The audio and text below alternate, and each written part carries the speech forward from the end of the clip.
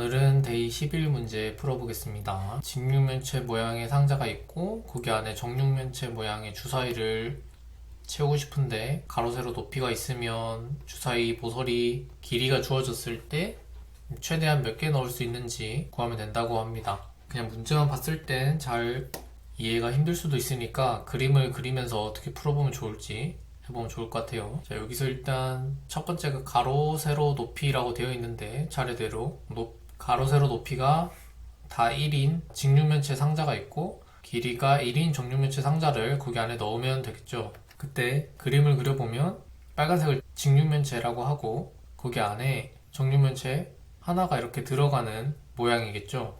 다음에 두 번째 직육면체가 가로가 10, 세로가 8, 높이가 6일 때 여기 안에 가로 세로 높이가 3인 정육면체가 몇 개가 들어가는지 세면 됩니다. 자, 그러면 어떻게 하면 될까요?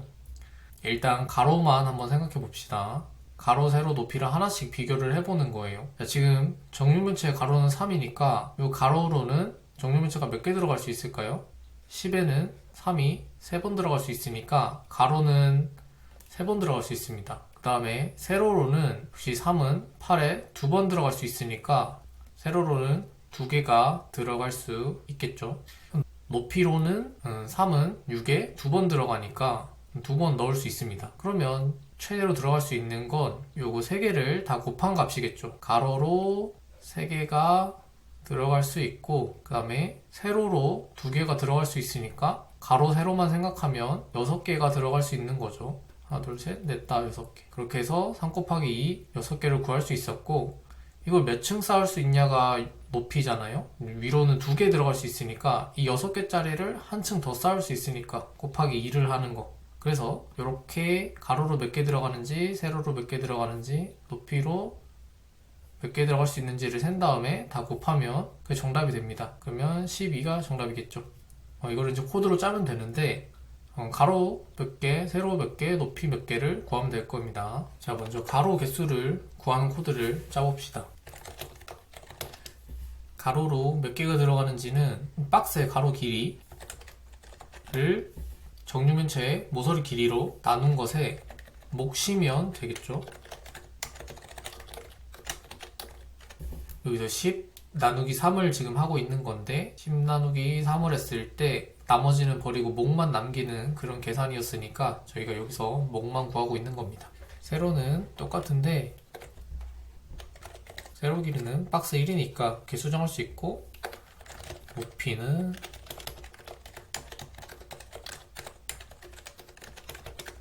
이렇게 구할 수 있겠네요. 정답은 3개 값을 곱한 거니까 정답을 구해보면 통과했고 네, 통과했습니다. 그런데 여기서 이제 코드가 좀 불편하게 느껴지시면 이제 훌륭하신 겁니다. 여기서 보면 지금 계산하는 코드가 완전히 똑같은데 여기 있는 숫자만 다르죠. 이거 조금 계산해 볼 수 있을까요?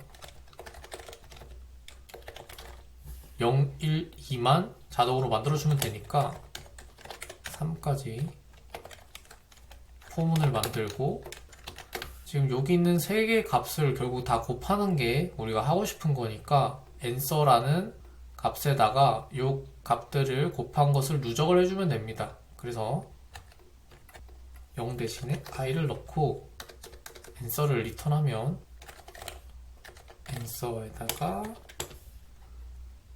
answer는 answer 곱하기 이거다 라고 해주면 네, 통과했습니다. 혼자서도 제가 하지 않더라도 더 계산할 수 있는 포인트가 있으면 계산하면 좋겠죠.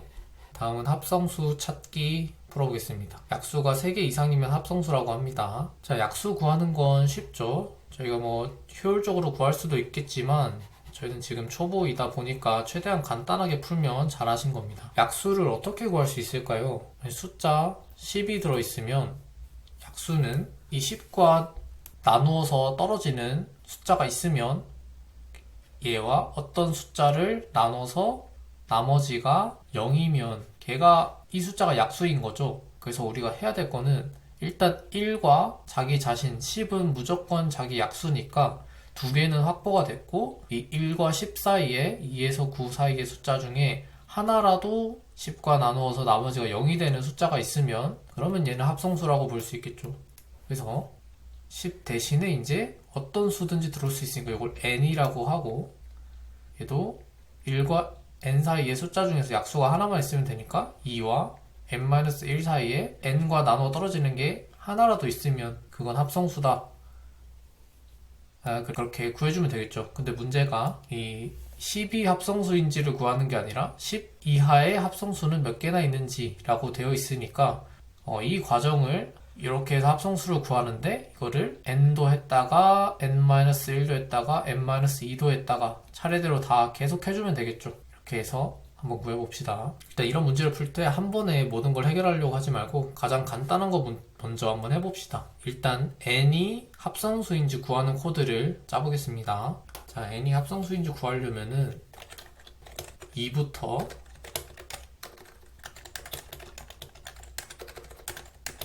n-1까지죠. 이 사이를 돌면서 만약에 n을 너으로 나눈 나머지가 0인 게 있다면 그러면 얘는 합성수인 거죠.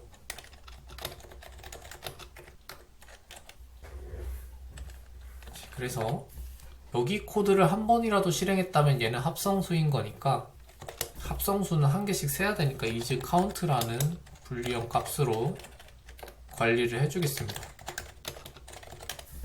이 코드가 한 번이라도 실행되면 얘는 합성수라는 거고, 한 번도 실행되지 못했다면 이런 조건에 맞는 게 하나도 없었다는 거니까 이 사이에서 얘는 합성수가 아니라는 뜻이겠죠. 그래서 여기서 isCount 값으로 합성수 여부를 확인할 수 있습니다. 그러면 여기서 여기까지 해서 이 어떤 숫자 하나가 합성수인지 찾는 걸 했고, 그럼 이거를 n부터 시작해서 하나씩 줄어들면서 1까지 하는 코드를 짜야 되죠. 그럼 그것도 포문을 만들어주면 됩니다. 여기는 합성수 구하는 건 짠 거고, 다음에 n부터 1까지 숫자를 만들어주는 코드 짜봅시다. 그 변수는 i라고 하고, i는 n부터 시작하는 거고, i가 1이 될 때까지 반복을 해야 되는 거죠. 그리고 i는 1씩 줄어드니까, 자, 이렇게 하면 여기서 i가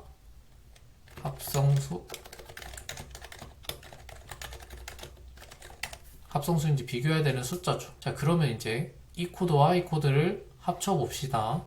우리가 비교해야 되는 거는 현재 여기서 n을 비교하는 게 아니라 여기 합성수인지 비교해야 되는 숫자가 들어가야 되는 거죠. 그래서 여기 코드를 안에다가 넣고, 자, 여기서 이제 n이 아니라 i가 합성수인지 비교해야 되는 숫자니까 n을 i로 수정하고,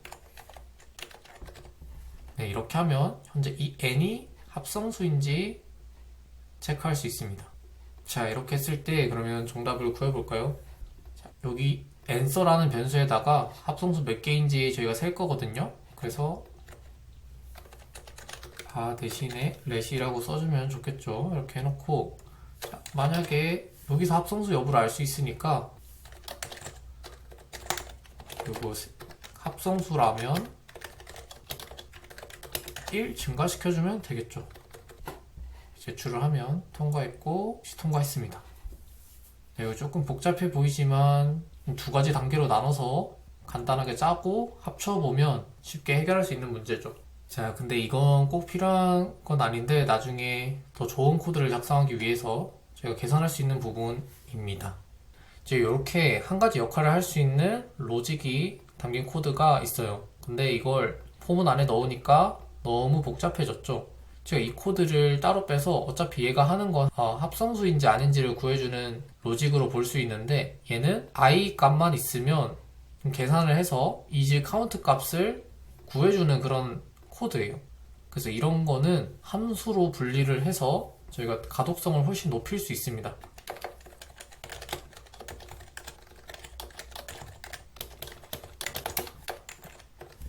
제가 isCount를 얻는 함수를 이름 지어주고 안에 있는 코드를 그대로 넣어주는 거예요. 자, 그러면 이제 문제가 되는 게 여기 있는 i 값은 여기 있기 때문에 얘를 여기로 전달을 해줘야겠죠. 그래서 얘는 인자로 i를 받습니다. 그리고 여기서 결과로 만들어낸 이 isCount 값은 여기서 써야 되죠. 그래서 여기서 쓸 수 있게 리턴을 해줍니다. 이러면 함수로 분리가 끝났어요. 저희가 원래 짰던 그 로직에다가 그냥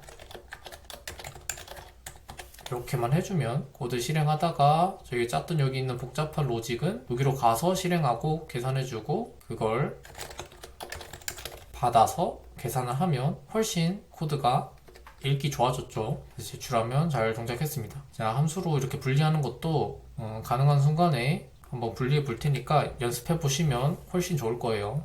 특히 나중에 코딩 테스트를 풀 때는 로직이 훨씬 복잡해지기 때문에 여기 이런 솔루션 안에다가 모든 로직을 넣으면 디버깅이 안 됩니다. 너무 복잡해서.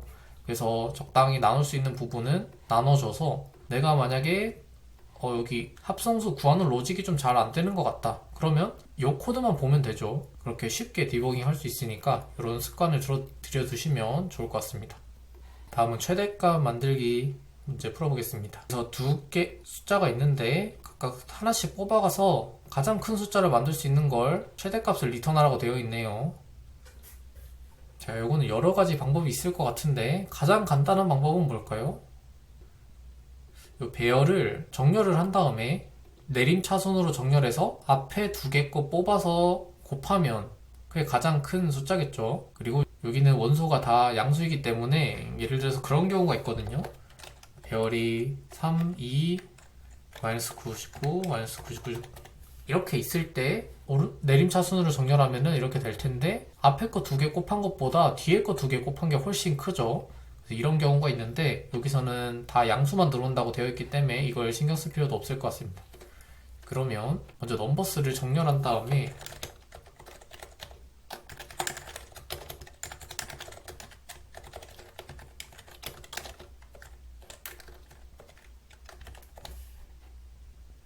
여기 앞에 있는 두 개를 꺼내서 곱해주면 되겠죠.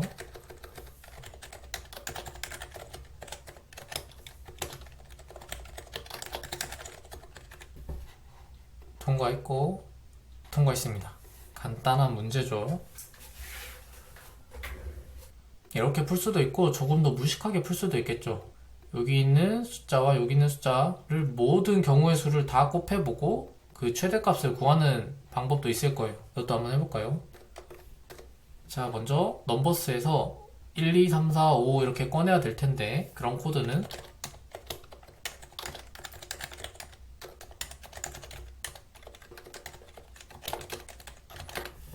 이렇게 하면 원소 하나를 꺼낼 수 있죠. 이게 1, 2, 3, 4, 5를 하나씩 꺼낼 건데 자, 이제 1 곱하기 2를 해야 되니까 1 곱하기 3도 해야 되고 1 곱하기 4도 해야 되고 그래서 반복문을 한 번 더 돌아야 됩니다.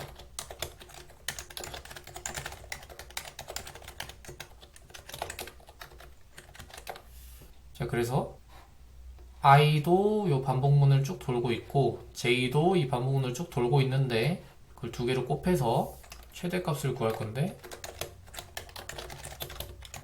마이너스 1보다 작을 수는 없기 때문에 최소값을 일단 넣어놓고 최대값은 최대값을 구할 수 있는 메소드를 매스에서 지원하거든요. 그럼 여기서 원래 최대값보다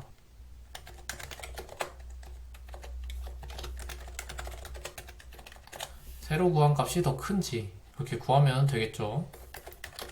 자, 근데 이렇게 하면 문제가 있습니다. 문제가 뭐냐면 처음에 i가 0이고 j가 0이면 1 곱하기 2를 하는 거죠. 근데 여기서 서로 각각 다른 원소에 곱을 해야지 같은 원소 두 개 뽑아서 곱을 하라고 되어 있지 않습니다. 만약에 그게 가능했다면 여기에 정답은 20이 아니라 5 곱하기 5인 5 두 개 뽑아서 5 곱하기 5인 25였겠죠. 그래서 i와 j가 같은 경우는 제외를 해줘야 됩니다. 그래서 코드를 이렇게 간단하게 짜볼 수도 있을 것 같아요.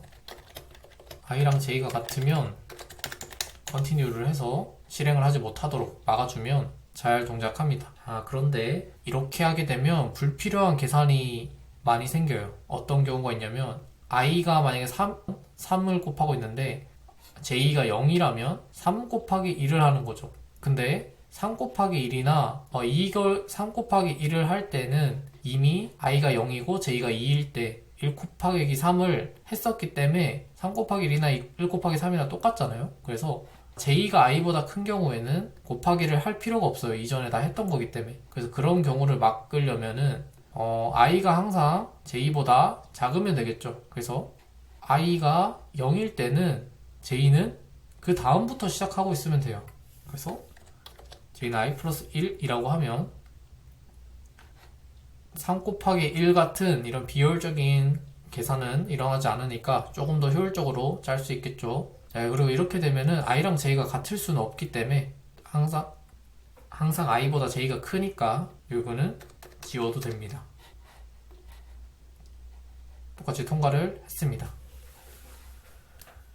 자, 이렇게 여러 가지 고민해 보면서 더 좋은 코드를 짤 수 있게 고민해 보시면 좋을 것 같아요. 다음은 팩토리얼 코드입니다. 어떤 값이 주어질 때 그거에 맞는 i 값을 구하라는 거죠. 362만 8800이 나오면 이걸 만들 수 있는 그 i 값은 10이니까 10 곱하기 9 곱하기 8 곱하기 이렇게 하면 이게 나오나 봐요. 자, 그러면 여기 값이 주어졌을 때 그리고 7을 봤을 때 조건을 만족하는 가장 큰 정수라고 했으니까 7이 나왔으면 다음 조건은 n 팩토리얼이 n보다 작거나 같은데 그 중에서 가장 큰 i라고 했으니까 7은 3팩토리얼은 6이고 4팩토리얼은 24니까 4팩토리얼은 24니까 7을 넘어버리지 않는 3팩토리얼이 가장 큰 값이죠. 그럼 이거 어떻게 구하면 될까요? 제가 팩토리얼을 구하는데 1 팩토리얼부터 차례대로 1, 2, 3, 4 구하다가 만약에 어떤 값이 있는데 얘가 5 팩토리얼일 때 5 팩토리얼의 값보다 5 팩토리얼의 값이 얘보다 커지는 순간이 온 거예요. 그러면 그때 정답은 4가 되겠죠. 그래서 우리는 팩토리얼을 구하는 코드를 짠 다음에 이거를 1, 2, 3, 4 키워보다가 마지막에 비교를 해서 한번 커지는 순간이 오면 그 직전에 값이 정답이 되는 그런 로직을 짜면 될 것 같아요. 자, 그러면 먼저 팩토리얼을 구하는 코드를 짜봅시다. 팩토리얼은 포문을 돌아서도 짤 수 있고 제기함수를 통해서도 짤 수 있는데 제기함수는 지금 어렵게 느껴지실 거니까 일단 포문을 이용해서 구해봅시다. 예전에 한번 해봤죠? 만약에 i라는 변수에 이렇게 5가 들어있으면 5 팩토리얼을 구하려면 어떻게 하면 될까요? 우리가 해야 되는 건 1 곱하기 2 곱하기 3 곱하기 4 곱하기 5니까 1부터 i까지 커지면서 이거를 하나로 다 곱하면 되겠죠. 누적해서 곱을 시키면 되겠죠. 얘는 초기값을 1로 하고 구한 모든 값을 누적해서 곱을 하면 여기서 쓴 이렇게 하면 팩토리얼을 구할 수 있겠죠. 자, 그럼 요거를 또 함수로 빼봅시다. 팩토리얼을 구하는 코드인데 입력은 i를 받고 리턴 값은 리절트를 하면 되죠. 자, 이렇게 하면은 팩토리얼을 구하고 싶을 때 이렇게만 해주면 팩토리얼을 구해줘요. 너무 좋죠. 네, 그러면 이제 우리가 해야 되는 거는 1, 2, 3, 4 팩토리얼 하나씩 구해가면서 n을 넘는 순간이 언젠지를 체크하면 되겠죠. 제가 최대로 커질 수 있는 거는 최대 10까지였으니까 뭐 최대로 커지는 조건이 따로 필요 없을 것 같아요. 언젠간 정답을 구할 수 있게 되는 거죠. 팩토리얼을 구하다 보면. 그래서 그냥 조건은 비워놓고 i는 일씩 증가시킵니다. 조건을 비워놓는 게 절대 좋은 코드는 아니에요. 근데 좋은 코드는 아닌데 그냥 내가 혼자 알고리즘 풀 때 내가 이 조건에 내가 확신한다. 그러면 저는 이렇게 쓰는 걸 좋아하는 편입니다. 이렇게 해도 버그가 생기지 않을 걸 내가 확신한다. 알고리즘 풀 때만 그렇게 한번 해보시면 좋을 것 같고 이렇게 하면 좋은 게 만약에 조건을 잘못 적지 않아서 생긴 문제면 여기서 시간 초과가 뜨게 되거든요. 그래서 내가 이걸 잘못 생각하고 있거나 바로 알 수 있기 때문에 이렇게 활용할 수도 있는데 실제로 프로그램 작성하실 때는 이런 건 치명적인 문제가 되기 때문에 사용하시면 안 됩니다. 조건을 비워두는 거. 어쨌든 팩토리얼을 구하는 코드를 여기 안에 넣었는데 값을 꺼내와서 여기서 구해지는 값을 꺼내오는 거죠. 여기서 이제 직전에 구했던 여기서 이제 해야 되는 거는 만약에 n보다 n이 리절트보다 커지는 순간이 오면 그때 정답을 구할 수 있는 거죠. 정답은 i-1입니다. 왜냐면 i일 때 구한 팩토리얼 값이 정답을 초과했기 때문이죠. 이렇게 정답을 구해보면 조건이 잘못됐네요. n이 커지는 게 아니라 내가 구한 결과값이 n보다 더 클 때 그때 그 하나 전 값이 정답인 거죠. 통과했고, 역시 통과했습니다.